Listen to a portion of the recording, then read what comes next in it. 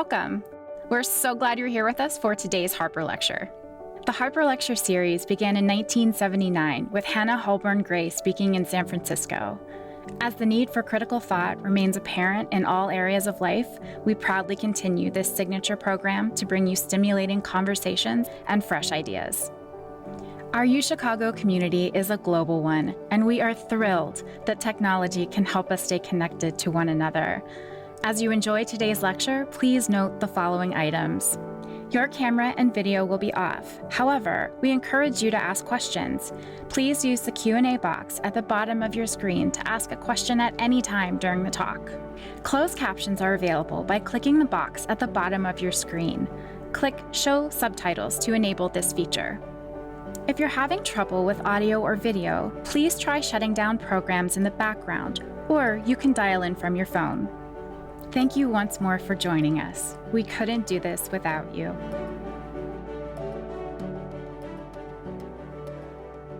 Hello, everyone. I'm Andrea Hodgman, Interim Director of Alumni Engagement and the Program Manager for the Harper Lecture Series. On behalf of everyone at the UChicago Alumni Office, thank you for joining us for this conversation. We continue to watch the ongoing invasion of Ukraine with anguish and sorrow. Our thoughts and sympathies are with those in Ukraine and elsewhere who have been affected by the suffering, violence, and loss of life that this invasion has caused, and we hope for a peaceful end to the conflict. For tonight's program, please allow me to introduce our moderator and our panelists. David Axelrod is a preeminent American political strategist and commentator and the former chief strategist and senior advisor to President Barack Obama. David currently serves as the founding director of the University of Chicago's Nonpartisan Institute of Politics and as a senior political commentator for CNN. He is the host of The Axe Files, a top-rated podcast featuring in-depth conversations with public figures across the political spectrum. A former political writer for the Chicago Tribune, David produced media strategy and advertising for 150 campaigns across the US, culminating in President Obama's historic elections. David is also the author of the New York Times best-selling memoir, Believer, My 40 Years in Politics. Tom Ginsburg is the Leo Spitz Professor of International Law, Ludwig and Hilda Wolf Research Scholar. Professor Ginsburg focuses on comparative and international law from an interdisciplinary perspective. His latest book, Democracies in International Law, is out now. Monika Nalepa is an associate professor of political science at the University of Chicago. With a focus on post-communist Europe, her research interests include transitional justice, parties and legislatures, and game theoretic approaches to comparative politics. Her new book, After Authoritarianism, Transitional Justice, and Democratic Stability, is available now. Luigi Zingales is the Robert C. McCormick Distinguished Service Professor of Entrepreneurship and Finance at the University of Chicago Booth School of Business. His research interests span from corporate governance to financial development, from political economy to the economic effects of culture. In addition to holding his position at Chicago Booth, Professor Zingales is currently a faculty research fellow for the National Bureau of Economic Research, a research fellow for the Center for Economic Policy Research, and a fellow of the European Governance Institute. He is the co-host of the podcast, Capital Isn't. David, Professors Ginsburg, Nalepa, and Zingales, thank you all for joining us. David, I'll hand things over to you. Andrea, thank you so much. The fact that thousands of people signed up for this session tells you about where we are in the world. All eyes are on Ukraine. And not just because of the horrors there, but because of the implications for the world of the war that's going on right now. And Monika, let me start with you. We've seen a lot of depictions of Vladimir Putin as a man isolated, perhaps mad, out of touch with reality. Those seem a little bit like a caricature. Put us in his head and talk about why this and why now and how we got to this point. I'll try. So indeed, he has been quarantining for quite some time with some people from his closest circle. from people who he was friends with when he was still an officer of the KGB. Now, the fact that he's behaving in a sort of more isolationist way, that could just be because that's how authoritarian leaders behave. So authoritarian regimes in general suffer from a deficit of information. And I think, which is caused by the shutting down or the censoring of free media, but also by the fact that autocrats, as their regime tightens and centralizes, surround themselves by people who tell them what they want to hear. And moreover, when they make unpopular, at least at the world scene, on the world scene decisions, they become fearful for their own fate. So we've seen how Putin will sit at arm's length from even members of his own cabinet, as if fearful for what might happen on the one hand, and on the other hand, he trusts a very small group of very close friends to him. But why now? I mean, so this invasion must have, the preparations for this invasion must have been going on for some time. But in a sense, he did start it in a moment when I guess Europe looked particularly vulnerable. It looked vulnerable because it had historically a lot of difficulty reaching decisions. If we just look at the handling of the pandemic, the EU, in order to make foreign policy decisions, has to reach unanimity. So if I were in the shoes of Putin, I would think that they definitely would not reach a decision about sanctions so swiftly. And one of the leaders who in the past decade had ensured stability of the EU, Angela Merkel, had just stepped down. So in a sense, this was a pretty good moment to start carving out the new Russian Empire.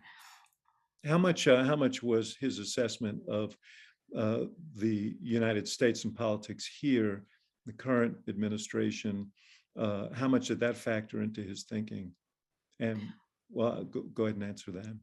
Yeah, so obviously it came very shortly following the retreat from Afghanistan, which could have suggested that the last thing that the United States will want to do is in any way engage in a military conflict. But on the other hand, the second term of Donald Trump had just become an impossibility. So if he was waiting for a second term of Donald Trump to sort of more easily carve out parts of Ukraine to join to Russia, then that ship had kind of sailed. So, but as I said, the preparations for this war must have been going on for quite some time. So it's hard to really say that that this was the perfect configuration of circumstances. I guess I just want to, and I want to get to the others. I want to get just one level deeper, because this I remember when President Obama met with then Prime Minister Putin in 2009, and the first hour of that meeting was essentially a monologue on all the indignities the West had heaped on Russia and the unfairness of that. You saw your colleague John Mearsheimer got quite a bit of attention for his point of view that this was actually a very rational decision on Putin's part, because the West has essentially encroached on his borders by admitting former Soviet states into NATO, and by increasing ties with Ukraine, which is right on his border. Look, I think that Putin was spited, but I don't think he was spited by NATO's enlargement as much as by the collapse of the Soviet Union. So Putin was an aspiring, rising in the ranks KGB officer stationed in Dresden, probably the equivalent of a tenure track professor who had just graduated with degrees from top universities, and suddenly the Soviet Union, the guarantor basically of his career, as he had planned it, collapses. So I don't think it's surprising that he felt that that was his personal catastrophe, which he then projected on, Russia. NATO's enlargement was not up to NATO only. It was in large part a decision of the over 10 applicants who had just broken up their own alliance, the Warsaw Pact, and basically were too small to face Russia on their own. and they applied to NATO, and NATO set a host of conditions that had to be satisfied. And when they were satisfied, they were admitted. Some of those requirements actually did a lot of good to those countries. So Bulgaria, for instance, had to vet and screen its military for connections to the communist secret police and the communist autocrats that had ruled that country before. So it essentially allowed those countries to modernize their military.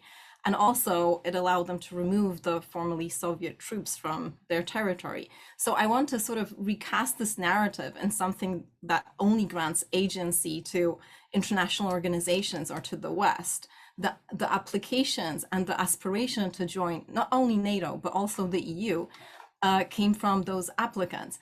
And the last thing I'll say, and then I'll let my co-panelists speak, consider the counterfactual of what would have happened if those countries had not been admitted to NATO. Maybe we wouldn't have just one Belarus to the north of Ukraine, but maybe we would have Belaruses to the west and to the southwest, all around Ukraine, because what else would sort of keep those countries attracted to Western values, if not joining those international organizations?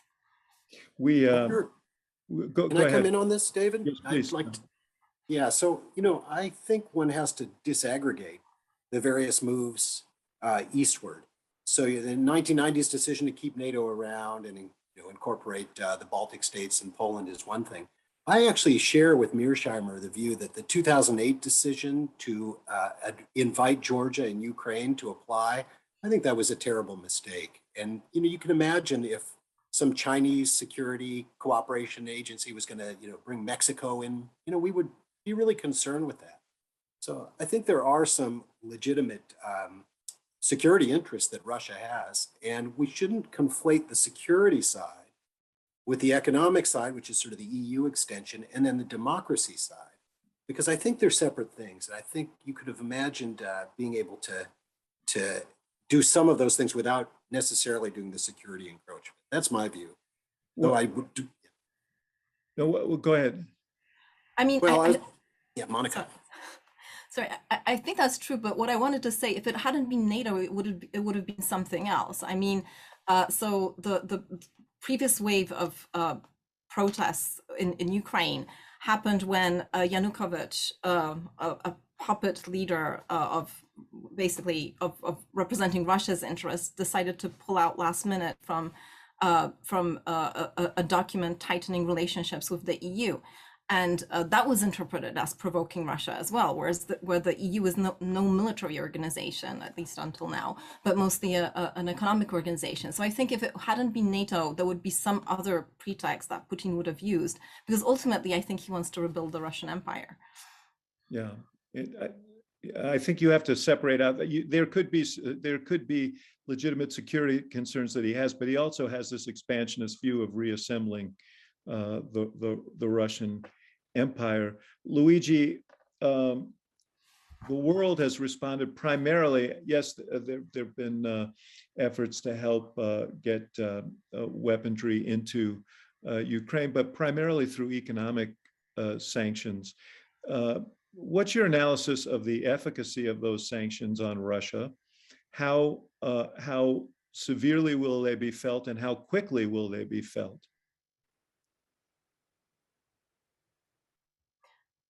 I think you're muted, Luigi. Luigi, I think you're muted. Yeah, sorry. I will distinguish sanction from sanctions. The most surprising and probably most effective sanction was blocking the reserves that the Central Bank of Russia was keeping around. Putin was prepared for some form of retaliation from this war, and one way he prepared for it was by accumulating a very large pool of foreign reserves to ensure that the ruble will not collapse, that there will be access to foreign currency in case of need or for any other military purposes. And he anticipated some risk. So if you look at the way the Central Bank of Russia was keeping the reserves, for those of you who are not economists, the Central Bank of Russia basically hold assets around the world to use them to support the ruble in case of need. And they are in the form of mostly of securities held at other central banks. So in France, in Germany, in the United States, in China. And between 2010 and today, they move a lot of those assets from Western countries to China or to actually reserving gold, which are very safe, but not very spendable. If I need to intervene to support the ruble, I have to intervene in the financial market. I cannot ship gold from Russia. So I think that this was quite effective in making difficult for the ruble to be supported and for Putin to have access to its reserves. Now, the other sanctions are a bit with a hole. So if you look at SWIFT, SWIFT could be an important sanction. So SWIFT is the way in which we communicate across banks to send money back and forth in the financial market. Think about a bit like the email that is necessary to communicate among banks and among for all the banks in the financial system. Now, the Europeans and the United States decided to basically block some banks, some Russian banks from SWIFT, but not all the banks. And in particular, they didn't block energy payments. And the same is true for other sanctions. There is a gigantic hole in the sanction, which is represented by energy. Now, the United States decided to stop buying oil from Russia, but Europe is buying oil and especially gas from Russia. Basically, $500 million a day is sent to Russia to pay for the payment, and the number is going up as the price are going up. So I think it's a bit of a half-baked retaliation, because we cut out everything except the thing that really matters. Although it's also true, we get 10% of our energy from Russia. They get 40% of their energy from Russia. This has been why it's been so difficult for President Biden to pull together the coalition around that particular issue. So what you're saying is, without energy sanctions, you think that this is too porous to have a significant effect on the Russian economy? Because the ruble did, as you suggested, the ruble did flounder after the central bank was sanctioned. Sorry, I forgot. There's a third wave, which are the private sanctions. In a sense, we live in a world in which corporations are so important that are becoming more important than states, and they issue sanctions as well, and others withdraw from Russia. So I think that those might also be quite important in the economy. I'm not saying that they're not crippling, but I think that the other sanctions are making more difficult in the long run. I think that if you want to cut the blood supply, you have to cut the blood supply through oil. And but as you pointed out, I think that Europe, and particularly Germany and Italy, they are extremely dependent on Russian oil and gas. And as you know, oil is more easy to substitute, but gas, because of the cost of transportation, if you don't have the pipeline, it's difficult to supply. And so they are very dependent. And, you know, they did it to themselves. The thing that we still don't recognize enough is that the Germans were, up to now, in bed with the Russian. The former chancellor of Germany, Schröder, is a board member of Gazprom. And I think this level of comfort, I think, was excessive. Monika, are these sanctions likely to move Putin, and is it likely to move the Russian public against Putin? So I'm very glad you asked this question, because I think sanctions are used in two ways, right? So one of the ways is to make it impossible for Putin to be able to finance this war, which is proving to be more expensive than he initially planned. But the other mechanism, I think that, people have at least suggested is that it will make life for ordinary Russians so miserable that they will have no choice but to go out to the streets, protest, and topple the regime. So I think Luigi spoke very extensively to that first role of sanctions.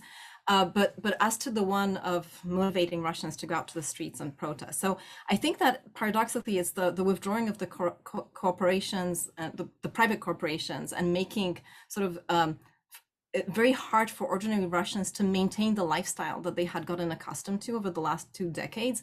That is actually making it very uncomfortable for them to remain in Russia. So take aside the aesthetics of living in an authoritarian regime and the moral compromises that one has to make to live under authoritarian regime. They also basically don't have, where to hang out and where to,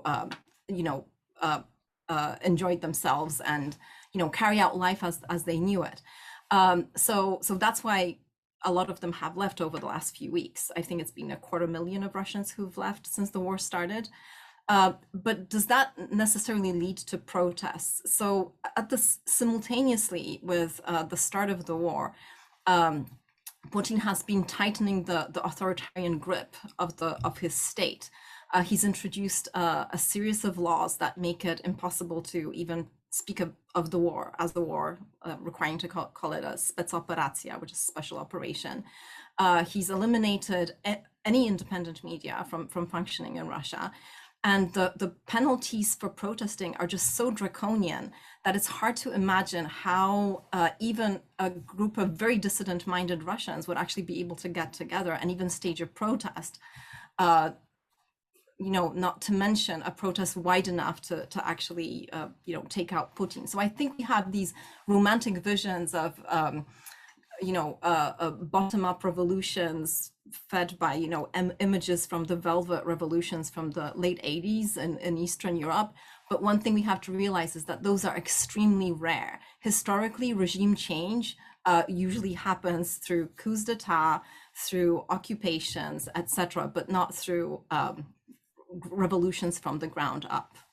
What are the implications, Monika, of the other thing that Luigi talked about at the end, which is the sanctions on the oligarchs who are close to Putin, and how influential are they? Yeah, so I would have more hopes in those sanctions, except that I have to remind you that that Putin actually did vet the oligarchs in his closest circle over the last decade. So the term oligarch basically describes somebody who in very unfair ways enriched him or herself during the period of privatization of state-owned enterprises when the Soviet Union collapsed. So there were many more oligarchs at the time that Putin came to power, but he vetted them for loyalty to his regime and got rid in very brutal ways of many of them, and the ones that remained are only his closest loyalists. Now the question is, how loyal they will be when they, cannot enjoy their yachts, their stashed away money, and perhaps that is actually the way to sort of like drain his closest circle, and and make it really hard for him to shield himself from a sort of like lateral kind of regime change. Tom, what's the world's stake in this? We have this rules-based order that evolved after World War II, precisely to try and intervene and prevent the kind of war that we're seeing now.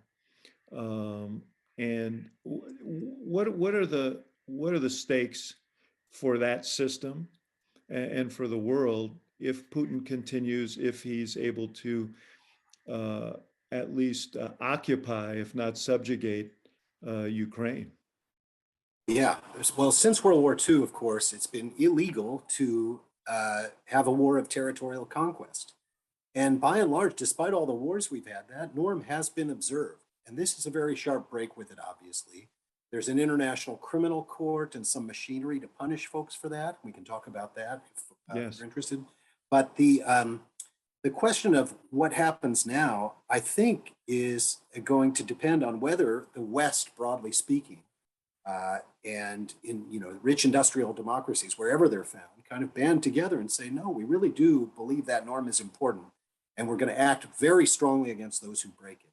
Luigi referred to private companies. These are now important actors, civil society. So oddly, I think it might end up being, one cheer for the rules-based international order. It may come back a little bit. If I could just say a little bit about the accountability side, is that okay? Or you go ahead. Yeah, no, please. I wanted to follow up on the International Criminal Court, but go ahead and make your point. Well, that's it. The International Criminal Court is kind of a new institution, obviously, formed got up and running in 2001. It's got 123 states parties. So that's a lot of countries. Interestingly, it only has jurisdiction over countries which have either signed the treaty, which neither Russia or Ukraine have, or for war crimes or things which occur on such a state. But Ukraine, since the Crimean takeover in 2014, actually sent a couple of documents filed with the court which said, we do accept your jurisdiction for two kinds of things, war crimes and crimes against humanity. And we're seeing those every day. A crime against humanity is basically an attack on civilians like we're witnessing, and war crimes as well.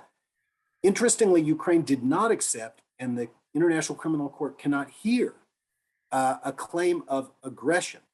So there's an international crime called aggression, which is when you invade a country and try to take it over without an authorization from the Security Council. This is a clear instance of aggression, everyone would agree, but the court is not allowed to hear that. What are the implications of this? Putin is going to be fine, in the sense that he can't be prosecuted under this necessarily. And even if he could, I don't think he's worried much about it. He's, not a guy who's going to be traveling to Switzerland real often. But, maybe some of the lower level soldiers and some of the generals who are involved in ordering these crimes, they might find that this has some long staying power for their lives, for the duration of their lives. So that might be a source of some accountability for the lower level figures. Luigi, we talked about the implications for the Russian economy of some of the economic steps and sanctions that have been taken, but I just filled up my gas tank today. I had half a tank. I think it cost me $45 for a half a tank of gas. And it reminded me that there are some, fairly significant implications for all the rest of the world economy. Can you speak to how you think this is going to impact on the American economy and how it might impact on Europe and the rest of the world? So, as usual, in these shocks, the people who suffer the most are the less protected. So I think that the first order of consideration is for people in Africa, in Asia, who depend on the wheat from Ukraine and Russia, and depend mostly on the fertilizer. Between Ukraine and Russia, they produce a big chunk of the fertilizer that is used in Africa and in Asia. And so I think that this represents a major shock for all of them, and a shock that clearly don't find it very easy to absorb. So I think that, it comes after a very difficult period of 2 years of pandemic, a lot of other problems. So I think that it seems there is these jokes running about that at least God in Egypt gave some time between the various punishment, and here it seems that there is one after the other. There is not even the time to take some space. So that's the first consideration. The second, I think that the European market will be affected tremendously. We complain about the price of oil, but I learned today that if you were to translate in oil terms, we're all familiar with, the price of a barrel of oil is $120. This is the highest it's ever been, and not in real terms, but at least in nominal terms, whatever. But we don't are familiar with the price of gas. If you translate in energy equivalent, the price of gas is $600 a barrel. Okay, so and generally they're pretty much aligned because people can substitute one with the other. So imagine what would be the situation in the United States if the way you heat your house costs $600 a barrel. So as multiplied by a factor of 6 or more. So that's a pretty extreme situation. And this is before we impose any sanction or we block the supply.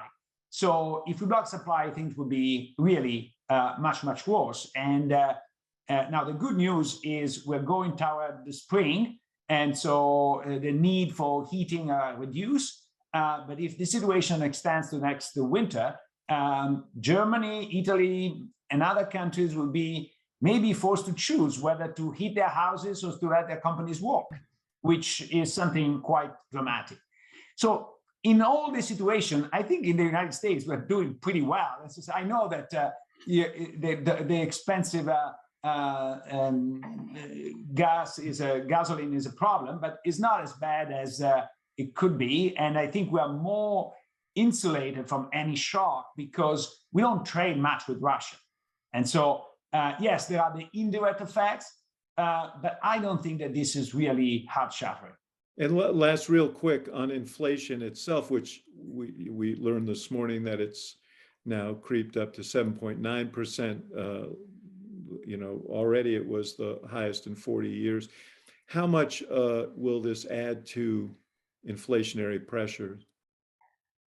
I think it will certainly add to inflationary pressure, but in the past, we were able to isolate the effect of energy pretty effectively. In 2008, there was a spike in the price of energy, but it's now that it created an inflation.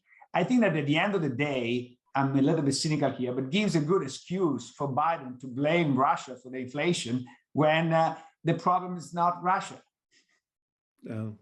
You're creeping into my area of expertise here. But Tom, let me ask you, and then I want you guys both to talk about this. China obviously is a player here. You have a great deal of insight into China. How aggressively will China feel moved to step in and assist Russia through this crisis? And make sure that they don't fail or falter economically? I think a good deal. Remember that just a month before the invasion, China and Russia announced a partnership without limits after Putin's visit during the Olympics, at which he promised essentially not to start the invasion until the Olympics were over. And, I think in some sense, all the sanctions are just going to drive Russia's economy, into much closer integration with the Chinese economy, which from the Chinese point of view is great. They got a giant gas station and arms factory right to their north, which they now can buy real cheap. Now, to understand the Chinese response, it's really important to remember their internal political timetable. And remember that Xi Jinping is in the process of extending his term, breaking through the 10-year term limit. And that's going to be confirmed this fall at the 20th Party at Congress. And so, I think it's a very delicate time internally in China. I don't expect any softening of the tough anti-Western language we're seeing. We'll see that ratchet up. And even though I think that they're not very happy with this invasion, China's often portrayed itself as the defender of territorial integrity and non-interference, and so they're sort of exposed as hypocrites. But I don't see them leaning on Russia in any way, and I think they'll probably welcome the integration. And do you accept some of the conventional wisdom that they're watching with territorial aspirations for Taiwan, and that if Russia succeeds, that they'll be more emboldened? I think they already have probably bumped back the timetable for the Taiwan invasion because of the problems Russia has faced already, and that sort of enormous response. Right now, and here financial stuff gets important, right? And Luigi might have some insight. One of the major sanctions against Russia was the denial of access to the SWIFT system for international transactions, banking transactions. And right now, the UN is not a reserve currency. There's not a lot of transactions denominated in the UN. And I think, if I could ask Luigi, wouldn't China also be vulnerable to that kind of financial squeeze, at least in the short term? Probably their reaction would be to start to build up their alternative structures so that when they do want to do that invasion, they'll be more insulated from these kind of sanctions. They are building, you're absolutely right, they are building the alternative system. It's called the digital RMB, and is in experimental phase, but I think they're going to push it down the line. And I think they're going to pretty quickly have all the African countries who are dealing with them use that to clear the transaction with them. And they are building an alternative system. I think that it was inevitable, since the United States started to use this as a weapon, was inevitable that the Chinese would build an alternative. And I think that what's happening now is only accelerating this. And, you know, there is only, what we have to be careful is when you use some sanction, use some power, you also consume some of that power. The best power is the one that you never use. Monika, let's talk about the implications for your Eastern Europe of the refugee crisis that's erupted in the last 2 weeks. More than 2 million people have left Ukraine, many of them to your native country of Poland. What are the pressures that this is going to place on those countries and the rest of Europe? Yeah, so for starters, I'm going to inject a dose of optimism because perhaps unexpectedly, the inflow of refugees into Poland has, for the first time in years, actually motivated bipartisan legislation from Poland, just like Hungary, are two of the former communist countries of the Soviet bloc, which very quickly accelerated to democracy, only to then start backsliding. And the last few years in both those countries saw increasing polarization and populists in government. And you know, many political scientists were basically speaking of those regimes as potentially hybrid regimes, if not even authoritarian regimes. But this changed with the invasion, I think, for one critical reason, that the public opinion attitudes to the EU and to the West really shifted. So Poland was pretty close to sort of a Pol exit scenario, where calls for sovereignty from the EU, independence from Brussels regulation, and so on were really getting a lot of footing.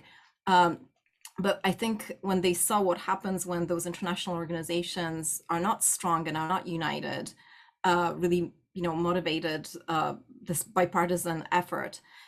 So that's definitely a positive. The other thing that I wanted to comment on is, you know, why Poland? So Poland does have the longest border of those countries neighboring Ukraine, but Poland also for several years now has had a lot of guest workers from Ukraine, some of whom have acquired residence even in the country. So there were almost 2 million Ukrainians living in Poland even before the war started. So with when the refugees started escaping from Ukraine, I mean, you know, the first place people turn to is places that they know and people who they know. So Poland was sort of a natural destination. And, you know, Ukrainian and Polish are actually pretty close. So Poland has actually done and Romania also has done a pretty swift job of actually moving refugees across the country, ensuring that they're taken care of. The bipartisan legislation that I was referring to was legislation extending health and educational benefits to Ukrainian refugees and actually allowing them to stay in the country for 3 years. And that was passed almost unanimously. This was what is the capacity of these countries to handle this huge volume of humanity? So this depends on whether they'll want to stay in Moldova, Romania, Poland, or whether they'll want to move further to the West. And I think this is going to be another opportunity for the EU to pull together and you know, deal with this refugee crisis in a different way than it dealt with the Syrian refugee crisis. So I mean, my hope is that the community has learned from that experience, and that, you know, there will be a sort of better way of enabling this refugee flow, and also supporting the countries that are on the sort of like front lines of receiving refugees.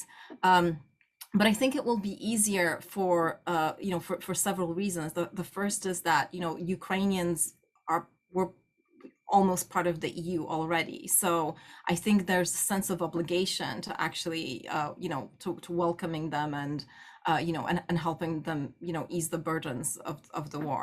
But I think a lot will depend on whether they're sort of stuck in Poland, stuck in Hungary, stuck in Romania. Moldova is already at capacity, or whether they're actually allowed to spread out more across the continent. Luigi, are there economic implications of this huge outmigration of Ukrainians across Europe? Ukraine, obviously, they had some real economic strengths, a very well-developed IT sector, for example. Are there economic implications of this flow of people? I think that the economic implications can be actually very positive because not only the Ukrainian, but also the Russian, as Monika was saying, there are a lot of Russians, educated Russians, who are running away from Putin. And they're going to move to the West. And these are people who are very entrepreneurial, very skilled, that we're going to find it very easy to integrate in the rest of Europe. And so I think that this could be handled very successfly and can actually be a boost to the European economy. It's not a drag. Monika, as we talk, it's pretty clear that Putin underestimated the resistance that he would meet in Ukraine. He underestimated the degree of solidarity among the NATO nations and the response that he's gotten. What does he do now? What is the end game for him here? And how much of a threat should Moldova in particular, but neighboring countries feel if he completes his mission here and overpowers the resistance and occupies Ukraine? So this is very emotional territory for me, because as you mentioned, I'm Polish and my family is actually from the southeast of Poland, very close to the Ukrainian border. Now, Poland is a member of NATO, but coming from a country that for centuries has been occupied in one form or another by Russia or the Soviet Union, it still sends a chill down my spine. But so Putin seems to be motivated by pride quite a bit, and I don't think that he's going to retreat without getting something in return. And if history teaches us anything, I think the likely scenario is at the end of this is some form of partition. This is a terrible, absolutely outcome, but it's hard to imagine that he would send his military back into the barracks without showing that he at least did something to expand the Russian Empire. Now, before it comes to that, though, we're probably going to still see a lot of atrocities, because if you look at the attacks that he's been carrying out on civilian populations, there seems to be a pattern to it that he uses them to give leverage to his negotiators. And sort of, to help him demand more. So every time that there's, a corridor for refugees, there's an attack on that corridor, as if to, sow terror in those cities. So I think, in the short term, we're probably in for seeing, sadly, a lot more fighting and a lot more refugees, both from Ukraine and from Russia, as he tries to conscript more soldiers into his army. But in the long term, partitions is basically the way that Central Europe has been carved up for centuries by the neighboring empires. So a partition that would carve up Ukraine and where Putin dominates the East. And I mean, I think that's what his goal is. I don't know whether it's achievable. I mean, if you look at the destruction that he's actually caused in the East, that he would presumably want to occupy, it's hard to imagine, how he could ever have legitimacy in those areas. But I think that he unless he's taken out, I don't think he's going to stop without a way of saving face. Yeah. Tom, we're going to go to questions shortly for all three of you, but let me ask you, there were reports in the last 24 hours about the possibility of Russia using biological and chemical weapons in Ukraine.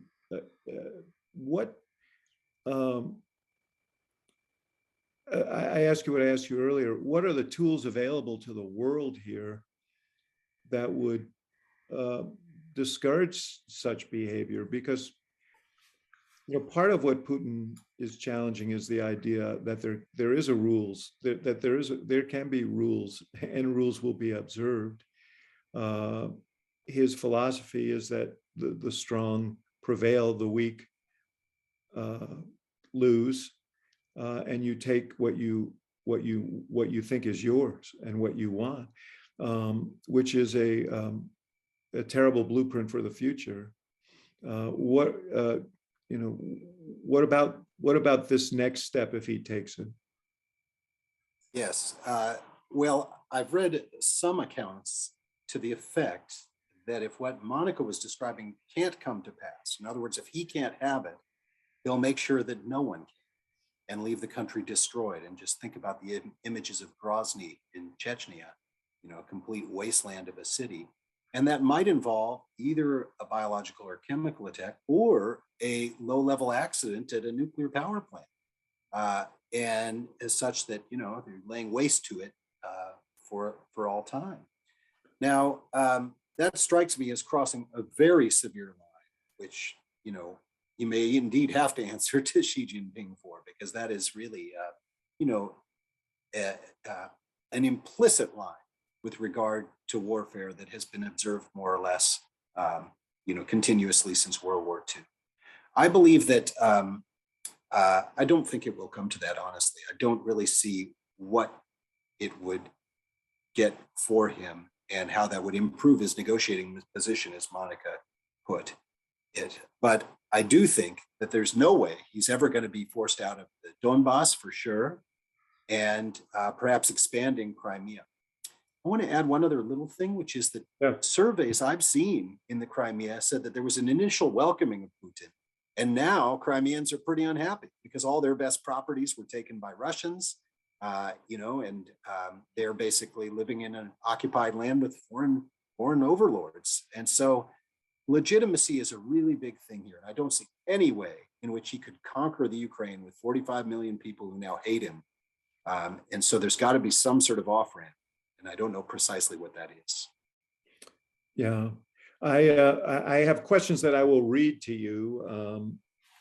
And the first one comes from Jonathan Moore.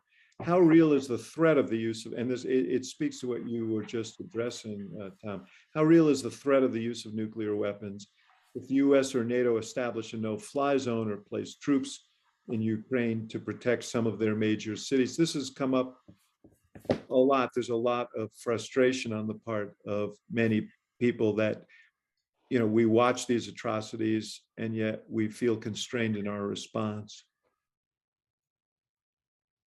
I think that's always been the case and always will be the case. We've had a horrible war going on in Yemen, with mass, cholera and starvation. And, the world sits by and watches. Ukraine, obviously, the Congo Civil War earlier in this century, 5 million people. So, unfortunately, the end of history hasn't arrived. Warfare is with us, and we try to constrain it, hold those accountable thereafter, and do what we can through the collective security architecture. But in a case where one of the members of the Security Council is engaging in the aggression, there's very little that the security architecture can do. Monika, I was wondering how you processed the story that evolved over the weekend in the last few days about the transfer of big fighters, old Russian fighters that Ukrainians are asking for. And the U.S. did not agree to transfer these planes, have these planes transferred to an American base in Germany, as the Poles requested. Talk about this from your personal perspective and also your perspective as a political scientist and thinking about the geopolitics of all of this. Yeah, so from the perspective of a political scientist, it seemed to be, everybody wins, right? Poland sends old planes to Ukraine to pilots who actually know how to fly them. In return, gets brand new planes from the United States, so it upgrades its fleet. But of course, Poland, being a member of NATO, by sending planes that would help Ukrainians get control over their airspace, that could be, exactly what Putin needs to say that he was provoked and then attack Poland. So as a Pole, I was very much hoping that that transaction will be stopped, as it in fact was. But the fact that those planes were going to be transferred to Germany so that Germany transfers them just shows you how everybody is trying to diffuse responsibility for who is actually doing the transfer. So I mean, I think it's just as Tom said, this is a situation where we're waiting and painfully observing what's happening, trying to help the ways that we can, but without actually a NATO country being directly attacked. There's really not much that NATO or the US here can do militarily. Luigi, Donald Baldwin asks, under international law concepts, countries have the right to expropriate, but they have to pay fair compensation. When companies walk away, abandon their operations, such as ExxonMobil, Shell, BP, McDonald's, Starbucks, etc., do they have any right of compensation? I think that this question should be asked to Tom, who is a lawyer. I don't know about the legal characteristic. I think that certainly Putin is trying to take advantage of the situation by expropriating them. I'm sure that they are going to try to appeal on some international court, but I don't expect them to receive any compensation anytime soon. I think that it is really making this situation much more irreversible. I think that one thing is to temporarily suspend operation. The other thing is to have all your assets expropriated. First of all, it takes away the reason to go back. It takes away also the desire to go back. So I think that it's going to plant a seed of a huge divide that is going to be difficult to mend in the near future. Tom, you want to add anything to that?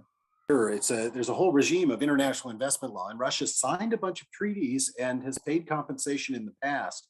The question, if you can imagine in this context, is going to be the valuation, right? Because Russians will say, look, it wasn't worth anything anyway. The sanctions have already destroyed our economy.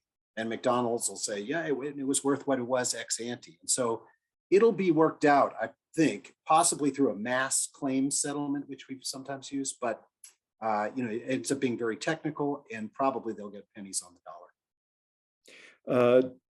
Jonathan Moore asks, how real is the I see. We asked John Kelly, if the war keeps going badly for Russia, how do you assess the likelihood of a coup to remove Lukashenko in Belarus? How likely is it that the Belarusian people would rise up to support Ukraine? Do you believe that Lukashenko's hold on power is more or less tenuous than Putin's? And Monika, I think that's a question for you.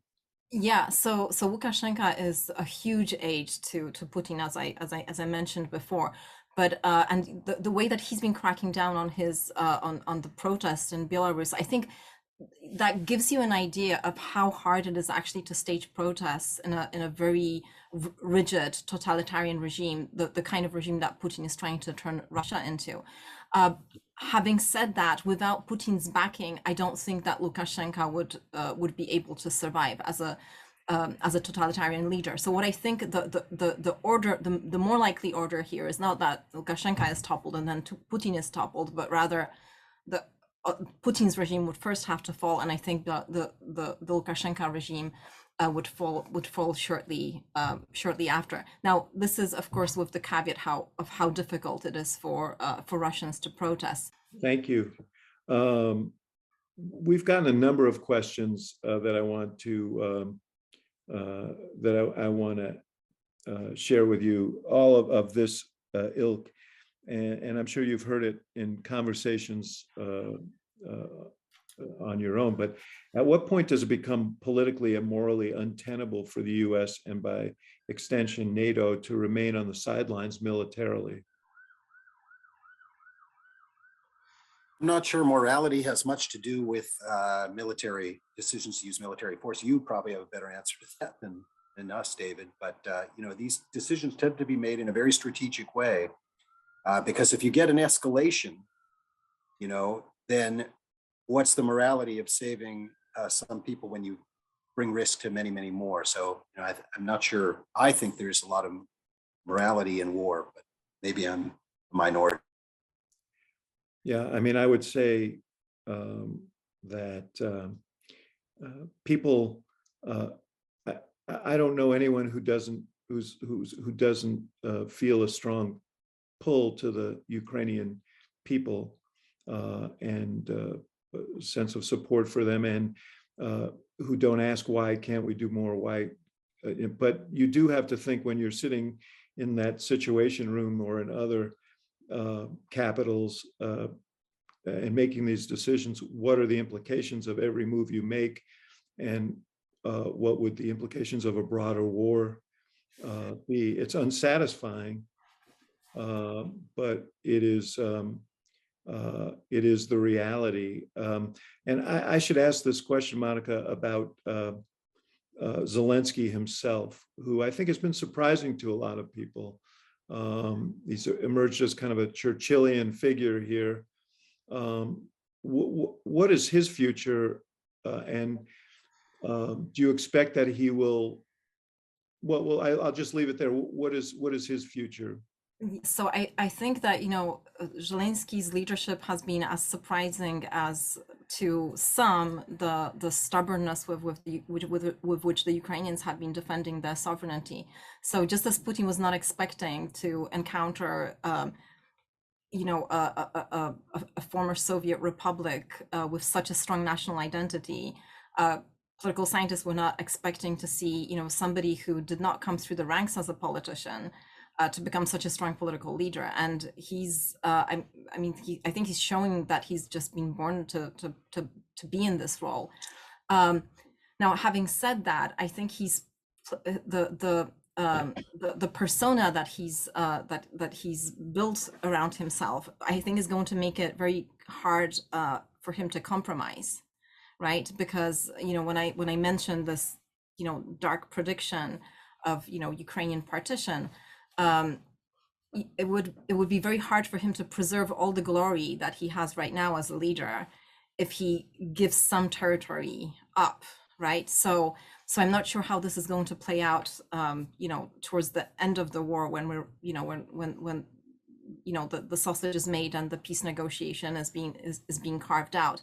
But for now, I think as a leader in crisis, I mean, the thought that he was able to keep all men between 18 and 60 from leaving the country, and they are actually not just staying, but queuing to get arms and enlist, that's just incredible, I think. Doesn't in some ways, doesn't that make him a sort of Navalny-esque figure in Putin's eyes, who represents a real danger?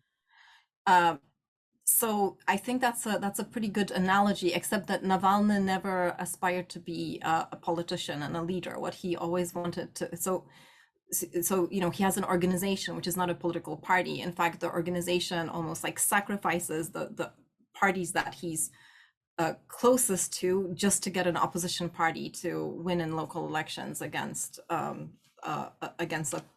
Putin leader. So I think they have different aspirations, but in the sense that it's a challenger that Putin has to contend with. I mean, that's certainly the case, and he's definitely winning the PR war. I think that has been said over and over again. Mm-hmm. David, if I may say, at the Stigler Center booth, we have a journalist in residence program, and last fall we had a Ukrainian journalist who is now in Kiev. Actually, she evacuated a couple of days ago, and she gave us an interview. If you want, I can sort of send the information, the link, but it was very insightful on the relation between Ukrainian and Zelensky. And she said that everybody emphasized Zelensky as a hero, and rightly so. But I think that the real heroes are the men and women of Ukraine who give Zelensky the power to be what he is. And what Monika was saying, you can't retain people inside a country if they don't want to stay, especially in a situation of war. And is really what is remarkable of this is that is the courage of the Ukrainian people. And Zelensky is an actor. And as an actor, he interprets the moment better than most. And this is the moment to raise to the occasion and to interpret the role of the leader of the Ukrainian. But without the Ukrainian, there would be no Zelensky. Yeah, I remember Franklin Roosevelt calling Orson Welles the second best actor in America. So there is a history of great leaders, particularly in times of crisis, understanding that role. But he's also, there's no doubt the courage of the Ukrainian people is something to behold. But he's also been an extraordinarily courageous figure in this drama. And I think those two things are related. Bart Stroop says, will you please compare the treatment of Germany after World War I and after World War II and the treatment of Russia after the collapse of the Soviet Union? Do you think the current developments might have taken a different direction if Russia had been treated like Germany after World War II? And this goes back to the question of how, after the collapse of the Soviet Union, we related to Russia. And actually, Luigi, I'm actually going to start with you, because there was a big effort and a thought that we could introduce capitalism to Russia, and we did it on a kind of expedited basis. You listen to Navalny and others, and they talk about the kleptocracy that resulted. How did we mishandle that, and has that, in your view, contributed to some of where we are now? Absolutely. I think we mishandle that, and we mishandle that. We economists as a profession are responsible for that, because we had a narrow view of what it takes for a capitalist system to work. What is funny is that some lawyers came and took the Delaware law and they translated into Russian and put it in Russian, assuming that it will work the same way as Delaware. And don't understand that there are sort of a lot of conditions around that make the law work in a certain way and the economy works in a certain way. And in particular, I think that the risk that there will be major thefts in a country rich of natural resources. I think the easy way to get rich is to capture those natural resources. You don't need to be particularly skillful, clever, or industrious. You just need to steal. And basically, we allow that to happen, in part because also we're supporting Yeltsin. I think that one of the most horrendous things that took place is this so-called launch for shares exchange, in which the great natural resources of Russia were given to a few oligarchs. And that was clearly a political deal to get Yeltsin reelected. And in many ways, the United States was behind or supporting that. And it did humiliate Russia to a point that Putin came back very strong, trying to resurrect the pride of the Russian people. I remember I actually did some study in corporate governance in Russia at the beginning of the 2000s. And Putin was just sort of in place and starting. And a lot of people were happy of what he was doing, because he was limiting the enormous amount of theft that was taking place. And that's the way he became popular. And he became popular also by dressing down the oligarchs, in part because he wanted to grab power.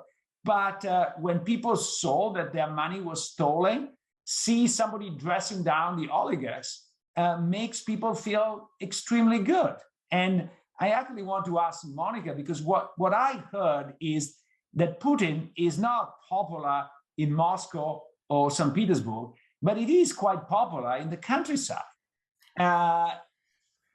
That's also, those are also the people who don't have access to the internet and don't have access to independent media, which for some time now have only been possible to read on the internet. So these are people who watch state television, and everything that pours from state television is Putin's propaganda. So that's, I think what, the sort of chasm that you're describing is basically the division between the urban intelligentsia on the one hand, which is very dissident minded, however, not mobilized enough to stage super wide scale protests, and on the other hand, the rural population in the provinces, right, who are under a lot of economic strain and watch Putin propaganda all day. So I think there's some of that, and I think you very accurately also described his populist strategies.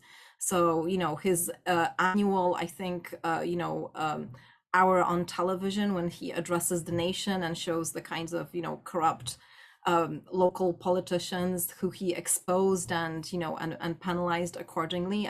There are babushki all around Russia who just love him for that. Yeah, it also explains why when Navalny and his organization concentrated on Putin's own wealth and some of the wealth of people around him, that was a very politically very, very threatening tactic on their part. But yes, I think that showing in a masterfully made documentary how the person who was supposed to be persecuting thieves and kleptocrats has amassed a fortune of his own that he has carefully stashed away. I think that was brilliant. That, and the fact that Navalny actually returned to Russia as he was showing that film. He didn't have to return, but I think that also added him credibility. So if I were to put my hopes in somewhere about the resolution of this, it would be in that organization and others like it. We've got a couple of questions like this that and we're running out of time here, but one of them is, what will Russia look like 5 years from now? Will Putin still be in power along with his authoritarian regime? What other forms of government and leadership could emerge beyond Putin? And Monika, why don't we stick with you? I can't. Oh, there you are, over on the side there. Yeah. So okay. So I'll stop sharing now. So I've been asked this question of whether it's possible for Russia to be a democracy, and I wanted to just say that as a political scientist, I think about democracy as a set of institutions, and it has, and for that reason, those institutions can function in a way that stabilizes democracy in any country. They just have to be appropriately designed. And as we've talked here before, the Russian constitution that was sadly prepared with a lot of input of international scholars and constitutionalists didn't do the job. So especially making it vulnerable to Yeltsin's corrections and so on. So it didn't stand the test of time. But that doesn't mean that it's not possible for Russia to have a democratic functioning constitution. The question is, what in the interim? And sadly, when it comes to personalist authoritarian regimes, they typically do not transition straight into a democracy, but go through sort of the ebbs and throes of successive authoritarian regimes. So I think if this regime change happens through a coup d'etat, I don't think it's going to be smooth sailing towards democracy just quite yet. There are going to be a lot of it's not just Putin. There are all the people who have been enabling his regime and all the benefactors of his regime, all the current elites that have stakes in his in Russia, the way Russia is today. So I think after Putin, the first thing that Russia will have to do is have a reckoning with itself in the form of transitional justice, which is basically the subfield of political science that talks about how new countries deal with members and collaborators of previous regimes. Tom, as a student of global international institutions, we talked a lot about the challenge that Putin is raising, and you sort of hinted at this before. We've seen the Atlantic Alliance hold up here. We've seen NATO hold up here. Is it possible that these institutions will be stronger because of what Putin has done, and in that sense, will it have foiled him in a really profound way? Yeah, he seems to have created exactly the thing he was railing against as already existing, which was NATO trying to limit his ability to extend himself. And I do think we've seen these institutions recover and be strengthened. In terms of the midterm or long-term stability of that, that's where China again comes in, because that's really the power which is going to have enough economic weight and isn't going anywhere and isn't collapsing and isn't going to have a military coup that is also trying to shape the international order. And that's what I've been writing about recently. My view is that we might actually see some softening of the Chinese. They're being very hawkish now. They've been burned on this one. And once Xi is able to ensure his succession, he might actually soften his tone. That's at least one plausible kind of outcome. So, it may be that we end up in, believe it or not, a more peaceful world in 5 or 10 years, but the short term obviously doesn't. And as we close, I want to give you each a chance to comment on this. Tom Preeb asks, and I hope I pronounce your name right, what is the best case scenario you can imagine in this conflict? How is this conflict resolved? And what is the world left behind? How does this differ from what you believe will happen? In other words, what is the best case scenario? Trying to leave on a hopeful note, guys. I'm giving you. So let me start. The best case scenario is that actually this war is too much for Putin to handle, and is forced to open up his regime, and that we have some form of transition to a less autocratic system in Russia. I think that will be the best case scenario. How likely that is remains to be seen. So you're saying that he's forced to share more power with his closest circle, or that he broadens the circle with which he has he broadens this. Ideally, the best case scenario is that he broadens the circle, and that this is the beginning of a transition to a democracy. After all, Mussolini was deposed by his own people, because the war that Italy was waging was failing. And so that initiated transition. Now, the Americans were also coming and were pretty close, but still, I think that it is possible. And in the Falkland, the generals in Argentina lost the regime, and there was a transition to democracy because of the failure of the Falkland War. Among other factors. So I don't think it's impossible to see that. I guess the question is whether the Russian people will, given, as Monika's been talking about, given the sort of iron grip he's placed around the dissemination of information, whether they will view him as losing. But the real question, and I leave to you two, is what's the most hopeful outcome for Ukraine? I mean, you see people and they still are filled with hope that they can overcome here. Is that possible? Could we see a situation where the Zelensky regime is still functioning and the Russians are driven out? Monika, you go first. I mean, I think that it's possible that this is going to be such a long and drawn out and exhausting war that Putin is going to try to gracefully retreat, and possibly this will weaken him to the point that somebody manages to take him out. I mean, so Mussolini was shot and that's what enabled the. No. I'm talking 1943, Oh, not 1945. Okay. 1943 was deposed by his own board. Okay, but in the end, he was voted a proposition to depose him, and then the king. There was the king, but the king sort of implemented it. This is what happens when you engage an Italian on Yeah. Mussolini. But Tom, give me your final word. Yeah, look, I don't think that's happening. The only people who could depose him are the military, and they're stronger than ever in his regime now that the oligarchs have been kind of sidelined a little bit. So I don't see any internal thing other than a heart attack or something taking him out. I also doubt that the Ukrainians have the military capacity to push the Russians back, but if they can continue to resist like they are, they may exhaust them. And then there would be a withdrawal. And, that I hope would be not only the most plausible outcome, but maybe the most likely, that there's some sort of, settlement in which there's a minor taking of territory, Russian economy continues to be in the toilet, and the Ukrainians come back. Yeah,